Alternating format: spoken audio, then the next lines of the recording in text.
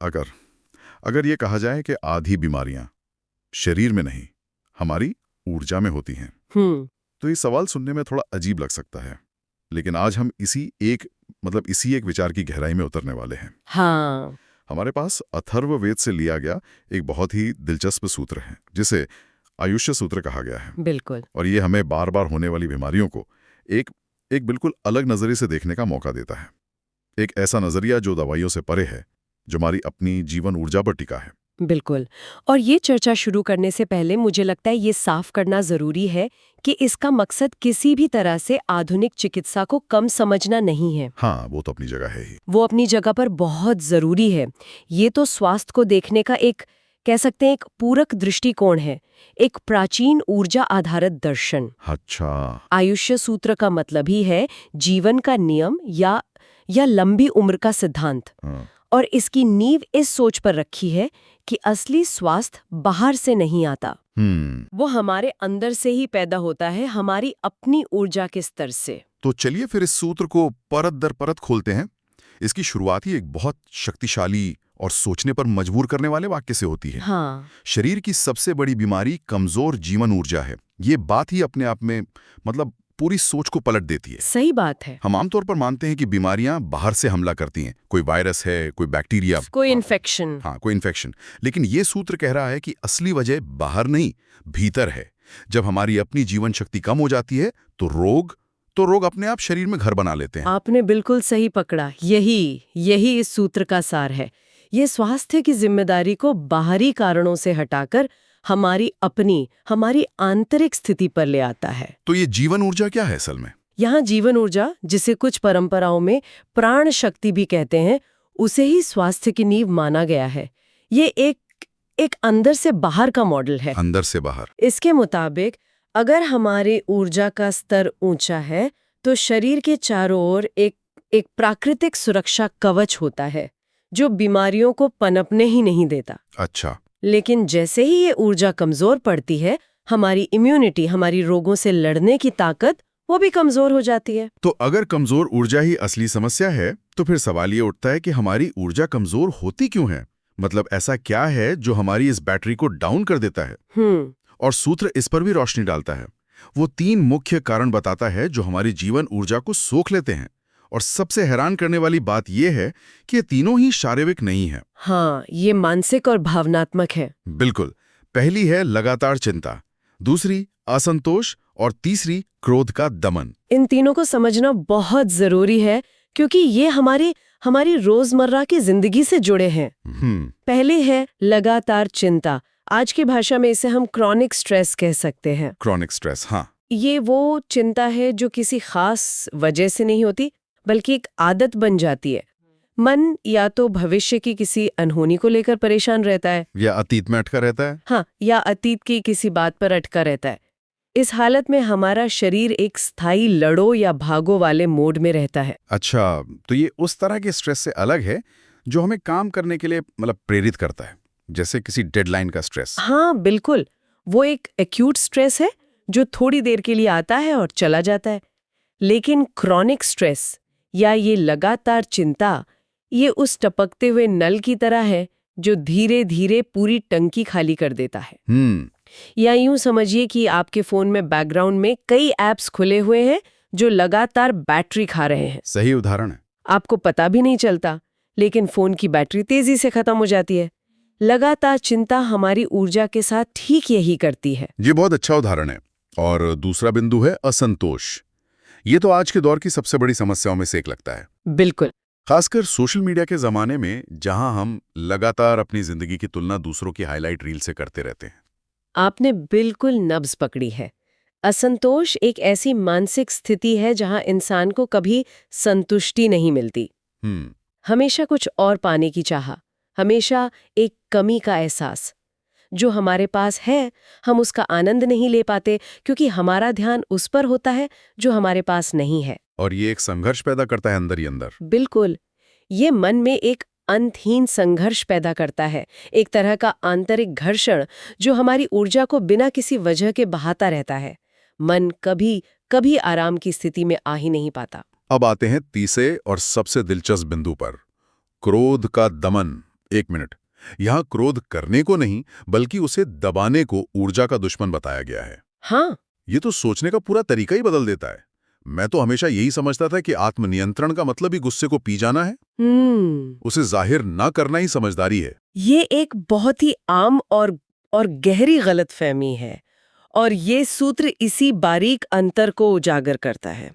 सूत्र ये नहीं कह रहा कि आप बाहर जाकर चिल्लाएं या अपना गुस्सा किसी पर निकालें। अच्छा। ये कह रहा है कि जब आप क्रोध की ऊर्जा को महसूस करते हैं और उसे व्यक्त करने या समझने की बजाय अंदर ही अंदर घोट देते हैं, तो वो ऊर्जा कहीं जाती नहीं, वो आपके सिस्टम में ही फंस जाती है। तो इसके लिए जो वो नदी पर बांध बनाने वाली मिसाल दी जाती है, वो यहाँ फिट बैठती है। हाँ, बिल्कुल। अगर आप नदी को रोक देंगे तो पानी एक जगह इकट्ठा होकर सड़ने लगेगा और आसपास की जमीन को भी दलदली बना देगा। बिल्कुल सही। दबाया हुआ गुस्सा ठीक यही करता है। वो एक ब्लॉक हुई ऊर्जा बन जाता है जो अंदर ही अंदर नुकसान पहुंचाती है, और फिर ये बीमारियों के रूप में बाहर आता है। हाँ, और फिर यही फंसी हुई ऊर्जा अलग अलग शारीरिक बीमारियों के रूप में अपना रास्ता खोजती है, जैसे हाई ब्लड प्रेशर, माइग्रेन, पाचन की समस्याएं, स्किन से जुड़ी बीमारियां भी। हाँ, स्किन से जुड़ी बीमारियां। ये इस बात का सबसे बड़ा सबूत है कि हमारा भावनात्मक स्वास्थ्य और शारीरिक स्वास्थ्य आपस में कितने गहरे जुड़े हुए हैं। लेकिन यहाँ एक व्यवहारिक सवाल उठता है। अगर कोई ऑफिस में या परिवार में अपना गुस्सा जाहिर कर दे तो रिश्ते खराब हो सकते हैं। हाँ, ये भी है। तो फिर इस सूत्र का मतलब क्या है?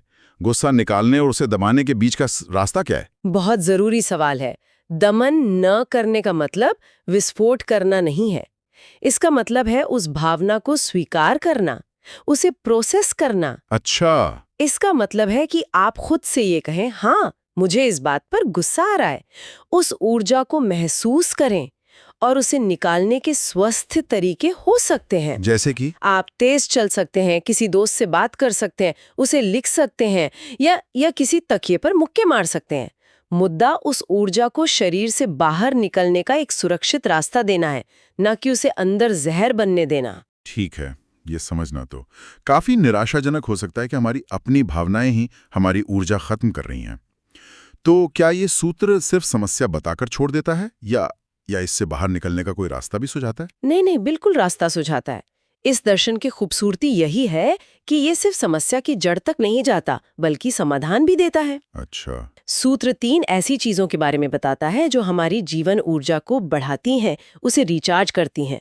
और अच्छी बात यह है कि ये तीनों ही बहुत सरल हैं और हमारी पहुंच में है। क्या है वो? पहली है सुबह का प्रकाश, दूसरी शुद्ध प्राण यानी गहरी सांस लेना, और तीसरी कृतज्ञता की भावना।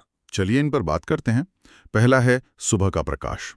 ये सिर्फ रोशनी है या इसका कोई गहरा मतलब है? इसका बहुत गहरा मतलब है। सुबह का प्रकाश सिर्फ देखने के लिए नहीं है, ये ऊर्जा का एक शक्तिशाली स्रोत है। जब सुबह की पहली किरणें हमारी आंखों और त्वचा पर पड़ती हैं, तो ये हमारे दिमाग में मौजूद मास्टर क्लॉक को एक सिग्नल भेजती हैं। Master clock? हाँ, ये हमारे शरीर की जैविक घड़ी, जिसे सर्केडियन रिदम कहते हैं, को रीसेट करती है। अच्छा। ये शरीर को बताती है कि अब जागने और सक्रिय होने का समय है। ये हमारे हार्मोन्स को नियंत्रित करती है और हमें दिन की शुरुआत के लिए ऊर्जा से भर देती है। ये वैसा ही है जैसे आप रोज सुबह अपने फोन को चार्जिंग पर लगाते हैं। ठीक है। और दूसरा शुद्ध प्राण या गहरी सांस लेना। सच कहूं तो जब भी कोई तनाव में मुझे गहरी सांस लो कहता है, तो ये बहुत बहुत मामूली सलाह लगती है। हम सब तो हर पल सांस ले ही रहे हैं। इस सूत्र के नजरिए से एक सामान्य सांस और एक सचेत गहरी सांस में ऊर्जा के स्तर पर क्या वाकई इतना बड़ा फर्क पड़ता है? आपका सवाल बिल्कुल जायज है, क्योंकि हम सामान्य सांस लेने और प्राण को अंदर लेने के फर्क को समझते नहीं है। प्राण? हाँ, यहाँ प्राण का मतलब सिर्फ ऑक्सीजन नहीं है, बल्कि जीवन शक्ति है, वो सूक्ष्म ऊर्जा जो पूरे ब्रह्मांड में मौजूद है। अच्छा, जब हम बिना ध्यान दिए छोटी छोटी सांसें लेते हैं तो हम सिर्फ जिंदा रहने लायक हवा अंदर लेते हैं। लेकिन जब हम सचेत होकर धीरे धीरे पेट से गहरी सांस लेते हैं तो हम सचेत रूप से इस जीवन शक्ति को अपने अंदर खींच रहे होते हैं। तो ये एक एक्टिव प्रोसेस है? बिल्कुल। ये हमारे नर्वस सिस्टम को तुरंत शांत करता है, स्ट्रेस हार्मोन कॉर्टिसोल को कम करता है और ऊर्जा के स्तर को बढ़ाता है। ये एक स्विच की तरह है जो हमें स्ट्रेस मोड से रिलैक्स मोड में ले आता है। और अंत में तीसरा ऊर्जावर्धक तत्व कृतज्ञता की भावना, ये एक एहसास है, एक सोच है। ये शारीरिक ऊर्जा कैसे बना सकती है? ये थोड़ा मुश्किल लगता है समझना। ये मानसिक ऊर्जा को शारीरिक ऊर्जा में बदलने का सबसे सीधा तरीका है। याद कीजिए, ऊर्जा को नष्ट करने वाला एक कारण असंतोष था। हाँ, जो कमी की भावना से पैदा होता है। कृतज्ञता ठीक उसका उल्टा है। ये प्रचुरता की भावना है। जब हम उन चीज़ों पर ध्यान देते हैं जो हमारे पास हैं, जिनके लिए हम शुक्रगुजार हैं, तो हमारा पूरा नज़रिया कमी से हटकर पूर्णता पर आ जाता है। ये उस आंतरिक संघर्ष को बंद कर देता है जो असंतोष पैदा करता है। लेकिन अगर किसी की जिंदगी में सच में बहुत मुश्किलें चल रही हो, नौकरी चली गई हो, कोई बीमारी हो, तो उसे कृतज्ञ होने के लिए कहना थोड़ा मुश्किल नहीं है? ये जबरदस्ती की सकारात्मकता जैसा नहीं लगेगा? ये भी एक बहुत ही व्यवहारिक सवाल है। कृतज्ञता का मतलब अपनी समस्याओं को नजरअंदाज करना नहीं है। तो फिर क्या है? इसका मतलब है कि मुश्किलों के बावजूद उन छोटी छोटी चीजों को ढूंढना जो अभी भी सही हैं। हो सकता है कि आपके पास नौकरी ना हो, लेकिन एक परिवार हो जो आपका साथ दे रहा है। हो सकता है आप बीमार हो, लेकिन आज सुबह सूरज निकला है और आप उसे देख पा रहे हैं। कृतज्ञता का अभ्यास ध्यान को जानबूझकर उन जगहों पर ले जाना है जहां ऊर्जा है, बजाय उन जगहों पर जहां ऊर्जा खत्म हो रही है। तो ये एक तरह की मेंटल ट्रेनिंग है। बिल्कुल, ये एक मानसिक मांसपेशी की तरह है, जिसे आप जितना इस्तेमाल करते हैं वो उतनी ही मजबूत होती जाती है। तो अगर हम इन सब विचारों को एक साथ रखें, ऊर्जा को खत्म करने वाली आदतें और ऊर्जा को बढ़ाने वाली आदतें, तो हम आयुष्य सूत्र के सबसे महत्वपूर्ण सिद्धांत पर पहुंचते हैं। हाँ। सूत्र कहता है, जिस व्यक्ति की ऊर्जा स्थिर होती है, उसके शरीर में रोग टिक नहीं सकते। ये एक बहुत बड़ा दावा है। इसका मतलब तो ये हुआ कि हम काफी हद तक बीमारियों से खुद को बचा सकते हैं। बिल्कुल, और यही बात स्वास्थ्य के प्रति हमारे नजरिए को पूरी तरह से बदल सकती है। आमतौर पर हमारा नजरिया प्रतिक्रियात्मक होता है, रिएक्टिव। हाँ, हम बीमार पड़ने का इंतजार करते हैं। हाँ, और फिर उसका इलाज ढूंढते हैं। लेकिन यह सूत्र एक रक्षात्मक, एक प्रोएक्टिव दृष्टिकोण का सुझाव देता है। मतलब बचाव इलाज से बेहतर है। उससे भी एक कदम आगे। इसका मतलब है कि बीमारी का इलाज करने से कहीं बेहतर है कि हम अपनी ऊर्जा को ही इतना मजबूत और स्थिर बनाए रखें कि बीमारी को हमारे शरीर में पनपने का मौका ही ना मिले। ये एक मजबूत किले की तरह है जिसमें दुश्मन घुस ही नहीं सकता। सूत्र में एक और दिलचस्प बात कही गई है कि रोग शरीर पर नहीं, सबसे पहले ऊर्जा पर हमला करते हैं। इसका मतलब शारीरिक लक्षण जैसे दर्द या बुखार, वो तो बहुत बाद में आते हैं। असली समस्या तो ऊर्जा के स्तर पर बहुत पहले शुरू हो चुकी होती है। हाँ, ये तो हमारे शरीर के लिए एक चेक इंजन लाइट की तरह हो गया। बहुत खूबसूरत तरीके से कहा आपने। ये बिल्कुल वैसा ही है।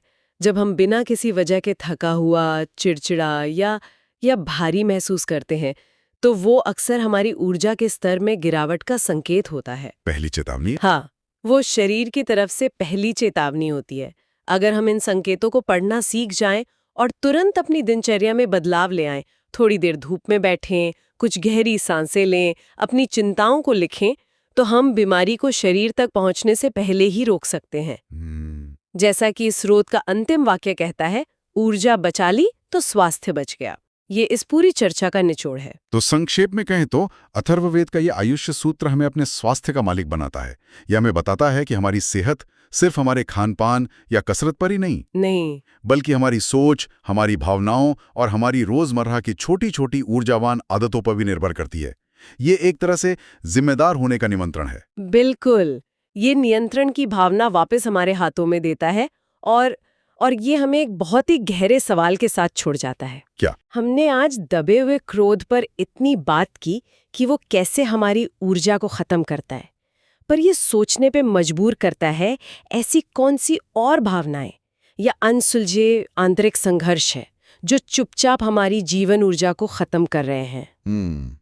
शायद कोई गहरा डर, कोई अपराध बोध या कोई अधूरा सपना, और क्या उन्हें स्वीकार करना, बस उन पर रोशनी डालना ही सच्चे स्वास्थ्य की ओर पहला और सबसे जरूरी कदम हो सकता है।